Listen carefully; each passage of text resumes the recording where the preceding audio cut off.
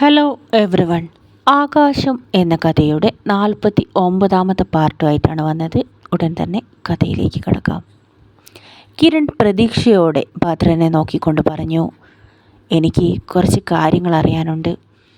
എന്താണ് കിരൺ? തനിക്ക് എന്തറിയണമെങ്കിലും ചോദിച്ചോളൂ, ഞാനെല്ലാം പറയാം. അയാൾ കസേരയിലേക്ക് ഒന്നുകൂടി അമർന്നിരുന്നു കൊണ്ട് അവനെ നോക്കി ചിരിച്ചു. അങ്കിൾ, വർഷങ്ങൾക്ക് മുൻപുള്ള കാര്യമാണ്. അതും എൻ്റെ പപ്പയെക്കുറിച്ച്. അന്ന് അമ്മ മരിച്ച ശേഷം പപ്പ കോട്ടയത്ത് നിൽക്കുന്ന സമയം അവിടെ വച്ച് കനക എന്നൊരു സ്ത്രീയുമായി പപ്പ ഇഷ്ടത്തിലായി. വിവാഹം കഴിക്കാൻ പപ്പയ്ക്ക് ആഗ്രഹമുണ്ടായിരുന്നു. എങ്കിലും അവരന്ന് വിവാഹം കഴിച്ചില്ല. അതിൻ്റെ കാരണം എന്തായിരുന്നുവെന്ന് അങ്കിളിനറിയാമോ? കിരൺ അയാളുടെ മുഖത്തേക്ക് സൂക്ഷിച്ചു നോക്കിക്കൊണ്ട് ചോദിച്ചു. ഭദ്രൻ്റെ മുഖം അല്പമൊന്ന് വികൃതമായി. കിരൺ എന്തറിഞ്ഞിട്ടാണ് ചോദിക്കുന്നതെന്ന് അയാൾക്ക് സംശയം തോന്നി. ഈ കാര്യമൊക്കെ ഇത്ര വർഷങ്ങൾക്ക് ശേഷം ഇപ്പം നീ എങ്ങനെയാണ് അറിഞ്ഞത് കിരൺ? അയാൾ അവനെ നോക്കിക്കൊണ്ട് ചോദിച്ചു. കിരൺ അല്പമൊന്ന് ചിരിച്ചു. പപ്പ ഈ അടുത്തൊരിക്കൽ കനകാൻറ്റിയെക്കുറിച്ച് എന്നോട് പറഞ്ഞു. പക്ഷേ വിശദമായി അതിനെക്കുറിച്ച് പപ്പയോട് ചോദിക്കാൻ എനിക്ക് കഴിഞ്ഞില്ല. അപ്പോഴെല്ലാം അങ്കിള് പപ്പയ്ക്കൊപ്പം ഉണ്ടായിരുന്നു എന്ന് എനിക്കറിയാം. അതുകൊണ്ട് പപ്പയോട് ഇനിയും അതിനെക്കുറിച്ച് ചോദിക്കുന്നതിനേക്കാൾ നിങ്ങളെ വന്ന് കാണാമെന്ന് എനിക്ക് തോന്നി. പപ്പയ്ക്ക് ഇനിയും ഞാനതിങ്ങനെ ചോദിച്ചുകൊണ്ടിരുന്ന ഒരു വിഷമാവില്ലേ? അവൻ തൽക്കാലം ഒരു കള്ളം പറഞ്ഞു. മോനെ കിരൺ, നിൻ്റെ പപ്പയ്ക്ക് അവളെ ഒരുപാട് ഇഷ്ടമായിരുന്നു. വിവാഹം കഴിക്കാൻ താല്പര്യം ഉണ്ടായിരുന്നു. പക്ഷെ അന്നൊരിക്കൽ നിൻ്റെ പപ്പ നാട്ടിൽ പോയ സമയത്താ അവളൊരു വാഹന അപകടത്തിൽ മരണപ്പെട്ടു പോയത്. ബാലചന്ദ്രനോട് അത് വിളിച്ചു പറയാൻ പോലും എനിക്ക് കഴിയില്ലായിരുന്നു. പക്ഷേ എന്ത് ചെയ്യാൻ?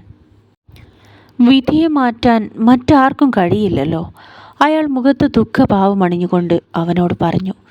അതല്ല അങ്കിൾ, എന്നിട്ട് ആൻറ്റി മരണപ്പെട്ട ശേഷം നിങ്ങളോ പപ്പയോ അവരുടെ വീട്ടിൽ പോയിരുന്നോ? ആ ആക്സിഡൻറ്റിന് കേസൊന്നും ഉണ്ടായില്ലേ? പിന്നീട് അതിനെക്കുറിച്ച് ഒന്നും അന്വേഷിച്ചില്ലേ? കിരണിൻ്റെ ചോദ്യങ്ങൾ ഒന്നിനു പുറകെ ഒന്നായി വന്നുകൊണ്ടിരുന്നു. ഭദ്രൻ്റെ മനസ്സിലും ആശങ്ക നിറഞ്ഞു. ഇവൻ എന്തൊക്കെയോ അറിഞ്ഞുകൊണ്ടാണോ ചോദിക്കുന്നത്? അയാൾക്ക് സംശയം തോന്നി. ഇല്ല മോനെ. ഇതിനുശേഷം ബാലൻ ശരിക്കും വല്ലാത്തൊരു മാനസികാവസ്ഥയിലായിരുന്നു.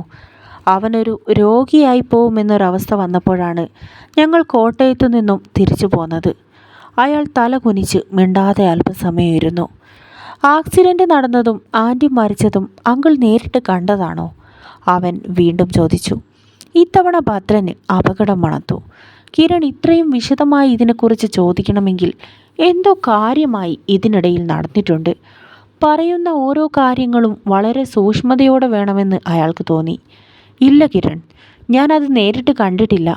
നമ്മുടെ സ്ഥാപനത്തിൽ ജോലി ചെയ്യുന്ന ഒരു സ്റ്റാഫായിരുന്നു കനക. അവൾ അപകടത്തിൽ കൊല്ലപ്പെട്ടു എന്നും ബോഡി അവളുടെ ബന്ധുക്കൾ നാട്ടിലേക്ക് കൊണ്ടുപോയി എന്നും അവളുടെ ഹോസ്റ്റലിലെ റൂംമേറ്റാണ് എന്നെ വിളിച്ച് പറഞ്ഞത്. കിരൺ സംശയങ്ങളെല്ലാം തീർത്ത് ഭദ്രനോട് യാത്ര പറഞ്ഞ് അവിടെ നിന്നിറങ്ങി. കാറിൽ തിരികെ റിസോർട്ടിലേക്ക് വരുമ്പോൾ മുഴുവനും അവൻ്റെ മനസ്സ് കലങ്ങി മറിയുകയായിരുന്നു. എന്തായിരിക്കും അന്ന് സംഭവിച്ചത്? അങ്കിൾ പറഞ്ഞതിലൊന്നും വലിയ പ്രശ്നങ്ങൾ കാണാനില്ല. അപ്പോൾ പിന്നെ മറ്റാരെങ്കിലും അങ്കിളിനെ പറഞ്ഞ് തെറ്റിദ്ധരിപ്പിച്ചതാവാം. എൻ്റെ ഗായത്രി, നീ ആ വീട്ടിലുണ്ടെന്നല്ലാതെ അവിടുത്തെ വിവരങ്ങൾ വല്ലതും നീ അറിയുന്നുണ്ടോ? ഭദ്രൻ ഗായത്രിയോടായി ചോദിച്ചു. എന്തുണ്ടായി ഭദ്രട്ടാ? എനിക്കൊന്നും മനസ്സിലാവുന്നില്ല. ഗായത്രി, കിരൺ ഇന്നെന്നെ കാണാൻ വേണ്ടി ഇവിടെ വന്നിരുന്നു. അവൻ ബാലചന്ദ്രൻ്റെ ആ പഴയ കാമുകിയെക്കുറിച്ച് അന്വേഷിക്കാനാണ് വന്നത്. ഭദ്രൻ്റെ വാക്കുകൾ കേട്ട് ഗായത്രി വായും പൊളിച്ച് അല്പസമയം ഇരുന്നു. ഒരുപാട് വർഷം മുമ്പ് ഇല്ലാതായ ഒരു സംഭവം, അത് വീണ്ടും കിരണിന് അറിയാൻ ആകാംക്ഷ തോന്നിയതിനു പിന്നിൽ എന്തോ കാരണമുണ്ട്. അയാളുടെ വാക്കുകൾ ഗായത്രിയിലും ചെറിയൊരു നടുക്കം സൃഷ്ടിച്ചു. ഇത്രകാലവും കിരണും ലക്ഷ്മിയും അറിയാത്ത ഒരു രഹസ്യമായിരുന്നു അത്. ബാലേട്ടനുമായി തൻ്റെ വിവാഹം നടത്താൻ വേണ്ടി ഭദ്രേട്ടൻ മനഃപൂർവ്വം വന്ന് കനകയെ പറഞ്ഞു വിട്ടതാണ്. ഇപ്പോഴും ബാലേട്ടൻ്റെ മനസ്സിൽ കനകയോടുള്ള സ്നേഹം മായാതെ കിടപ്പുണ്ട്. ഗായത്രി, നീ ഞാൻ പറയുന്നത് വല്ലതും കേൾക്കുന്നുണ്ടോ? അയാൾ അവളുടെ ശബ്ദമൊന്നും കേൾക്കാതായപ്പോൾ വീണ്ടും ചോദിച്ചു. കേട്ടു ഭദ്രേട്ടാ, എന്തെങ്കിലും പ്രശ്നമുണ്ടോ? അവൾ കൂടിയ ഹൃദയമിടിപ്പോടെ അയാളോട് തിരക്കി. എനിക്കെന്തോ ചെറിയൊരു പ്രശ്നം ഫീൽ ചെയ്യുന്നുണ്ട്. ബാലചന്ദ്രൻ ഈ അടുത്ത് എവിടെ വച്ചെങ്കിലും കനകയെ കാണാനിടയായോ എന്ന് പോലും എനിക്ക് തോന്നുന്നു. ഭദ്രൻ്റെ സംശയം ശരിയായ സ്ഥാനത്ത് തന്നെയായിരുന്നു. കോൾ കട്ട് ചെയ്ത ശേഷവും ഗായത്രി തല പുകഞ്ഞ് ആലോചിച്ചു കൊണ്ടിരുന്നു. എന്തായിരിക്കും ശരിക്കും സംഭവിച്ചത്? കിരൺ എങ്ങനെയാണ് ഈ കാര്യമെല്ലാം അറിഞ്ഞത്? കുറച്ച് ദിവസങ്ങളായി ബാലേട്ടനും കിരണിനും മാനസികമായി എന്തോ പ്രയാസമുണ്ടെന്ന് തനിക്ക് പലപ്പോഴായി തോന്നിയിട്ടുണ്ട്. എന്നാൽ അത് കിരണിൻ്റെയും അനുപമയുടെയും വിവാഹം മുടങ്ങിയതുകൊണ്ടായിരിക്കാം എന്നാണ് താൻ കരുതിയത്. ഓർത്തോർത്ത് ഗായത്രിയുടെ മനസ്സാകെ ഇളകി മറിഞ്ഞു. എന്തൊരു കഷ്ടമാണ് എൻ്റെ ആൻറ്റി, ഇതൊന്നും നടക്കാൻ പോണില്ല. കിരൺ ആ പെണ്ണിനെയും ഓർത്ത് കണ്ണീരൊഴുക്കി നിരാശ കാമുകനായി കളിക്കുകയാണ്. എന്നോട് സംസാരിക്കുന്നത് പോയിട്ട് എന്നെ ഒന്ന് നോക്കാൻ പോലും അവൻ കൂട്ടാക്കുന്നില്ല. ശ്വേത ഗായത്രിക്കരികിലേക്ക് നിരാശയോടെ ചെന്നു. നീ ഒന്ന് സമാധാനപ്പെടുമോളെ, ധൃതി പിടിക്കല്ലേ, സാവധാനം എല്ലാം ശരിയാവും, ഗായത്രി അവളെ സമാധാനിപ്പിച്ചുകൊണ്ട് പറഞ്ഞു. എന്നാലും അവരുടെ വിവാഹകാര്യത്തിൽ ഇത്രയും സപ്പോർട്ട് ചെയ്തിരുന്ന അങ്കിള് പെട്ടെന്നെന്താ ഈ വിവാഹം വേണ്ടെന്ന് പറഞ്ഞത്? എത്ര ആലോചിച്ചിട്ടും എനിക്കതാണ് മനസ്സിലാവാത്തത്, ശ്വേത ഗായത്രിയോടായി പറഞ്ഞുകൊണ്ട് പുറത്തേക്ക് ഇറങ്ങിപ്പോയി.